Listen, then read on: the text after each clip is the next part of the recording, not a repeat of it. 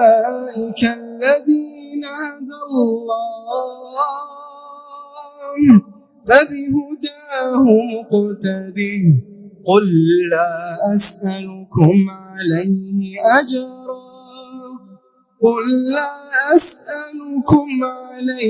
أجرا إن هو إلا ذكرى للعالمين. ما حدثكم حذيفة فصدقوه وما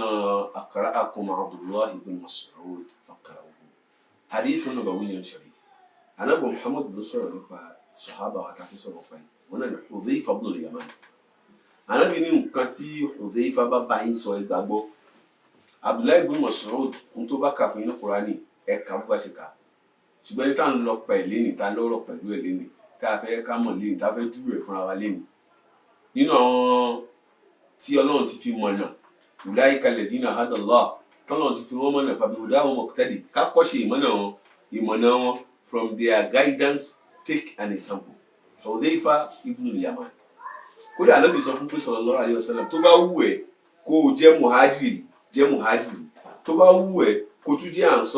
ansori tó bá yẹ pé muhajiri ló fẹ́ bí lọ́nkì sí tó bá yẹ pé muhajiri ansori ní Mádínà ló fẹ́ bí lọ́nkì sí àníyàn nídìí o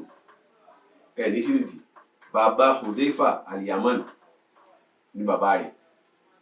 òun pẹ̀lú àwọn ará Mọ́kà lọ́jọ́ ní àwọ̀ tí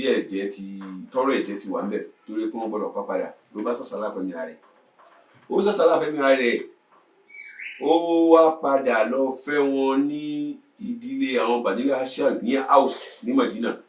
ibẹ̀ ló ti fẹ́yàwó ló bá wọn dáná ó wá bí ọmọ ẹ̀ yìí tá ń pè ní Hudhayfa ibẹ̀ ló wá bí sí so ló fi já sí pé ní àwọn ìdílé ìyá rẹ̀ ọmọ Mádínà ni wọ́n ní ìdílé bàbá rẹ̀ Mọ́kà ni wọ́n ohun tí àmọ́nù sá fún yìí áwọ̀ yìí padà kúrò ó bá di pé ó ń lọ Mọ́kà ó ń lọ Mádínà nígbà tí ìsìláàmù dé ìlú Mádínà bàbá rẹ̀ al-Yaman yìí nínú àwọn àkọ́kọ́ ẹni tó kọ́kọ́ gba Islam òun ni bàbá Hudhayfa wa ó wá tọ́ ọmọ náà lórí Islam débi pé Hudhayfa ti ń gbúrò Ànábì kó tó rí ó máa wá ń jẹ̀rán kó ń fẹ́ rí Ànábì wa Muhammad sallallahu alayhi wa sallam ó bá lọ Mọ́kà lọ́jọ́ kan pé òun ò lè ní sùúrù díjọ́ táwọn Ànábì máa ṣe hijira wa ó bá lọ bá Ànábì ní Mọ́kà nígbà tó rí Ànábì tó ní ẹ̀dùn ó bá sọ fún Ànábì pé ìwọ Ànábì ṣé muhajiri ni mí ni àbí ansori Ànábì wa sọ fún pé in shi'ta an takuna minal muhajirin tó bá wù ẹ́ kó wà nínú àwọn muhajiri jẹ́ muhajiri tó bá dẹ̀ wù ẹ́ tó yẹ sí pé ansori ló fẹ́ jẹ́ ó bá ní ana ansori ya Rasulullah mo pèlú àfi jẹ́ ansori ló fi já sí pé ìlú méjì nínú Hudhayfa muhajiri nítorí pé wọ́n Mọ́kà yìí ṣùgbọ́n Mádínà lágbègbè ló dàgbà sí ló fi di ansori. Hudhayfa ibn al-Yaman radiyallahu ta'ala anhu gbogbo ogun táwọn ibi jà lọ́jà àfogun kan òun náà lógun Badr kò dẹ̀ dédé má jagun Badr rò ìyẹn náà ní dídí òfin báwọn jagun Badr ogun àkọ́kọ́ táwọn ibi jà òun náà ní pé nígbà táwọn ibi fẹ́ lọ jagun yìí Hudhayfa àti bàbá rẹ̀ ò sílé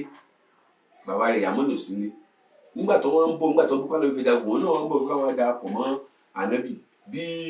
àwọn Quraysh àwọn Mọ́kà bọ́ wọn ṣe tẹ̀ wọ́n nìyẹn wọ́n bá sọ pé gbọ́dọ̀ ń lọ ọdún àwọn ọlọ́mọ Mádínà kí lẹ́ lọ sí Mádínà àwọn bá ti wá lọ́nìí ní ìrọ̀lẹ́ ń pa ẹ fẹ́ lọ ran Muhammad lọ́wọ́ ni lọ́rọ̀ lọ́wọ́ ẹ ṣàdéhùn fún wáyé pé ẹ lọ́rọ̀ lọ́wọ́ wọ́n bá ṣàdéhùn wọ́n ṣàdéhùn wọ́n bá tún wọn lẹ̀ wọ́n dé Mádínà wọ́n bá sọ fáwọn bíi pé nǹkan báyìí ló ṣẹlẹ̀ o àwa lè fẹ́ lọ jagun àbẹ́bí ní ká àdéhùn tẹ̀ ṣe yẹn lẹ́nu kẹsìkì ní kẹtẹ̀ ní sallallahu alaihi wasallam ẹ wo ẹ̀kọ́ táwọn ènìyàn tún kọ́ wa kò wó pé torí pé àwọn ọ̀tá àwọn ẹ pé àdéhùn áwòfú bìrọ̀ òkú ẹ mọ̀ pé àdéhùn. nígbà tó dé ogun Uhud Hudhayfa tẹ̀lé wọn lọ jagun ni bàbá rẹ̀ ti dàgbà ṣùgbọ́n àdánwò ńlá wá ṣẹlẹ̀ sí Hudhayfa ẹ wá wo yímọ̀ ẹ wo ìgbà fún lára àwọn sàhábà tá à ń sọ̀rọ̀ wọn kí làdánwò lẹ́yìn tó ṣẹlẹ̀ sí wọn náà ní pé Ànábì Muhammad sallallahu alaihi wasallam kò ń sábà kó àwọn gbàdàgbà jáde lọ sójú àwọn ọ̀dọ́ náà ló wọn lọ dànù bàbá Hudhayfa ti dàgbà al-Yaman òun àti Sábìtù bùnú Waqsh ó bá lẹ́yìn méjì ẹ̀yẹn dúró sílé ó wá kó ibi tó ń kọ́ àwọn obìnrin sí tó kọ́ àwọn ọmọdé sí ilé nìtọ́ kó wọn sí pé ẹ máa ṣọ́ wọn ibẹ̀ ló wà nígbà tó gún bẹ̀rẹ̀ ní Yàmán bá sọ fún Sábìtù pé làábàlàk mọ́nà tẹ̀sí kí ló ń dóde ọdún èlò kù lórí ọjọ́ olúwa ṣé wọ́n rò bíbọ̀ yẹ ká lọ kúkú ṣẹ̀yídì ni èyí tá a jókòó táwọn obìnrin táyé dì jẹ́ ká bọ̀ tá káwọn náà lọ bá wọn jagun ká lè kúkú ṣẹ̀yídì Sábìtù náà wọ́n ń dà lára yìí báwọn méjì ṣe múdà wọn bá bọ́ sí agbo ogun èyí Sábìtù òun náà ó bẹ̀rẹ̀ sí jà títọ́ náà fi jẹ́ kí òun náà rí kú ṣẹ̀yídì rẹ̀ àgbàlagbà ni àwọn kèfèrí pa ṣùgbọ́n Yàmán ìgbà tó wọ́n bọ́ sọ́wọ́ ó bọ́ sọ́wọ́ àwọn mùsùlùmí wọn mọ̀ wípé bàbá Hùzáífà ni wọn mọ̀ pé ara wọn pé mùsùlùmí ni bí wọ́n ṣe da ìdàbò nìyẹn ìdà tí wọ́n dàbò Hùzáífà bẹ̀rẹ̀ sí pariwo pé ábì dáàdì mi nì ẹ fílẹ̀ bàbá mi nì àwọn mùsùlùmí ò gbọ́ àwọn tó ń ṣe kí ní ìyẹn pé àárín ariwo ló wà ojú ogun ni bí bàbá Yàmán tó fi dá sí pé ikú tó kú ikú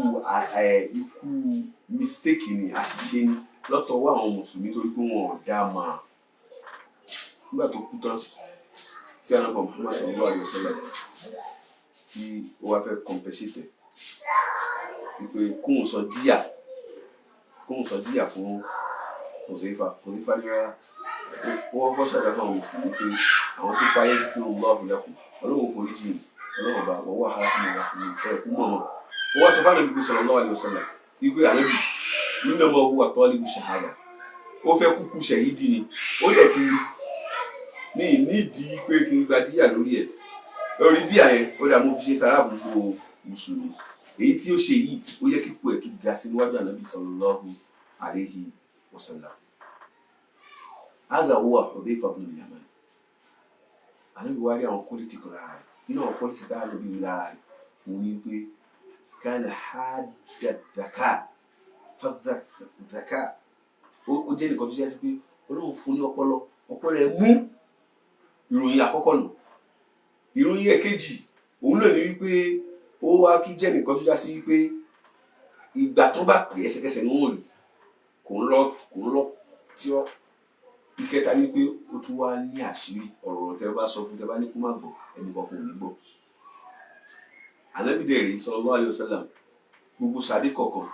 ló máa mọ quality kankan tó wà lára wọn lórí qualities wọn tí ó bá wà lórí lára sàbí kọ̀ọ̀kan òun ni Ànábì máa lo àwọn sàhábà yẹn fún. Ní ogun Khandak nígbà táwọn kèfèrí àwọn Kùráìṣì Mákà tí wọ́n sọ̀rẹ́ńdà àwọn mùsùlùmí pẹ̀lú àwọn ọmọ ogun wọn àti gbogbo parapọ̀ wọn atẹ́gùn wa bẹ̀rẹ̀ sí fẹ́ wàhálà yìí pọ̀ àwọn kèfèrí àwọn mùnáfìkì wọ́n bẹ̀rẹ̀ sí tọrọ àyè lọ́wọ́ níbi pé iná burúkú kan náà wọ́n tún wọn ilé wa ń jò nǹkan ṣe wá o àwọn ẹbí yọ̀ǹda fún gbogbo wọn Hùzáífà ní àwọn takùn lọ́jọ́ náà àdúgbò tí wọ́n rẹ̀ jùlọ ànábì wa bẹ̀rẹ̀ sí tàfàkọ́dà òun wò wọ́n lẹ́ẹ̀kọ̀ọ̀kan ó bá rí Hùzáífà bí tó wà ó lóun kúnlẹ̀ sí tó wà ibi pa ó bá sọ fún Hùzáífà pé mọ̀nìyàn tani wọ́n Hùzáífà wá sọ fún pé èmi Hùzáífà ni Ànábì wa sallallahu alaihi wasallam bóyá ti délẹ̀ mo fẹ́ rán iṣẹ́ tí mo fẹ́ rán ni pé lọ sí àárín àwọn kèfèrí Mákà wọ́n ń pètò pèrò nǹkan kan lọ́wọ́ lọ bá mi gbọ́ nǹkan tí wọ́n ń pètò pèrò yẹn ibi táwọn ti fẹ́ tẹ̀sí ọpọlọ ẹ̀ nìyẹn o lọ gbọ́ nǹkan tó ń ṣùgbọ́n o ò gbọ́dọ̀ ṣe nǹkan kan o má dá nǹkan kan lẹ̀ o ó ní òun wá dìde ibi ń pa òun ẹ̀rù wá bẹ̀rẹ̀ sí bá òun atẹ́gùn tó já sí pé atẹ́gùn bẹ̀rù ni pẹ̀lú òkùnkùn òun ni atẹ́gùn yìí ń fẹ́ bó ṣe wọ́n lọ báyìí Ànábì wa sọ wípé sallallahu alaihi wasallam Allahumma ihfadhu Ọlọ́run bá mi sọ mi bẹ́ẹ̀ yẹ̀dẹ̀ níwájú ẹ̀ náà sọ wọ́n mi khalfi sọ lẹ́yìn wọ́n á yẹ̀ mí lè wọ́n á ṣì máa lè wọ́n mi fawqi wọ́n mi tahti sọ wájú sọ lẹ́yìn sọ lọ́tún sọ lósì sọ lókè sọ lọ́gbà sọ ní ìsàlẹ̀ oníbàárà ti sàdọ́ ẹ̀ gbogbo ìbẹ̀rù tí ó dẹ̀ bẹ̀rẹ̀ sí bá mi tẹ́lẹ̀tẹ́lẹ̀ gbogbo ẹ̀ kó lẹ́mi mi lẹ̀ kan náà bó ṣe wo àárín àwọn kèfèrí lọ ni àárín àwọn kèfèrí tó wọ̀ lọ ó ní wọ́n bá rí pé wọ́n ti kójọ Abu Sufyan lórí wọn ó bá sọ fún wọn pé òun fẹ́ sọ̀rọ̀ o ṣùgbọ́n ó lè ṣe é ṣe kó já sí pé ìkan náà òun ò dẹ̀ fẹ́ wẹ́ kí Muhammad gbọ́ o ó yá oníkálukú yẹn ṣẹ́kẹ̀ tó wà lẹ́gbẹ̀ẹ́ yìí o Hùzáífà sáré lo first attack ó bá sáré dẹni kejì ẹ̀ mú pé ta ni wọ́ kò jẹ́ kó béèrè lọ́wọ́ òun pé ta lòun kò jẹ́ gbọ́dọ̀ parọ́ ó wá sáré dẹni yẹn mú pé ta ni wọ́ yẹn èmi ní lágbájá ọmọ lágbájá Abu Sufyan bá sọ ohun tí yóò sọ ìjà yóò ṣe jà mọ́ atẹ́gùn ti ṣe kíní kan òun lọ bóun ṣe gbọ́ ẹ̀sìn tó fi máa lọ Hudhayfa ní tí ò bá ń ṣe pé ànábì ní mi gbọ́dọ̀ ṣe nǹkan kan ní ń bá ta nífà ń bá ta lọ́fà ń bá pa lọ́jọ́ náà ṣùgbọ́n ànábì ní mi gbọ́dọ̀ ṣe nǹkan ló wá jáde ló wá lọ jíṣẹ́ fún ànábì padà sallallahu alaihi wasallam nínú ànábì dùn ìlú ètò mú wa níbi kó ó wá ń gbígbé lè tọ́jú àṣírí ibi tó lè tọ́jú àṣírí òun ló fi ń fún ní lọ́tún fún yàn lórúkọ tó ń pè ní sahibu sirri rasulillah aláṣírí ànábì wa Muhammad sallallahu alaihi wasallam nítorí pé gbogbo orúkọ mùnáfíkì pátá torí pé àdánwò tí àwọn mùsùlùmí rí ní Mọ̀dínà lọ́dún náà nígbà náà òun náà ni pé mùnáfíkì pọ̀ nù wọn ó pọ̀ nù àwọn ará Mọ̀dínà orúkọ gbogbo àwọn mùnáfíkì pátá Hudhayfa ibn Yaman làwọn ìwà sọ̀rọ̀ bọ̀ fún pé láwọ́jà mùnáfíkì tàbí mùnáfíkì ó ò dé gbọ́dọ̀ sọ fún èèyàn kọ̀ọ̀kan kò lè sọ fún èèyàn kankan tó wọ́n jẹ́ kí gbogbo àwọn khulafa àwọn tó jẹ wọ́n máa súnmọ́ Hudhayfa pé ṣé kò sorúkọ mi nù wọn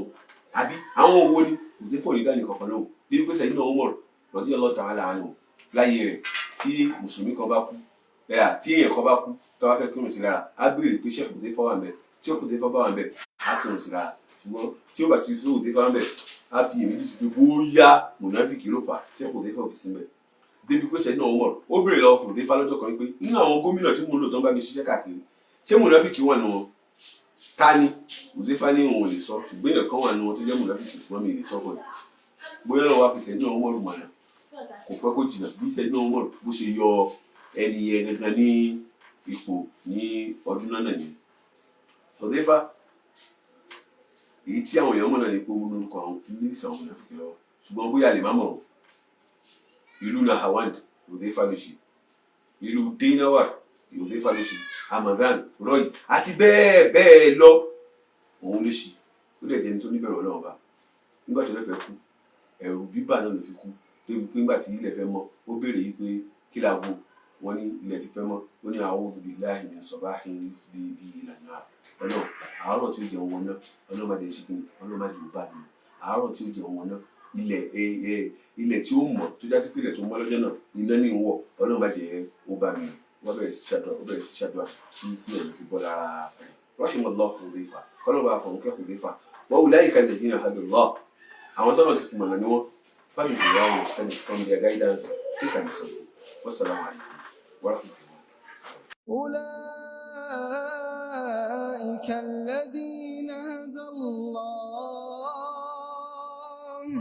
فبهداه مقتده قل لا أسألكم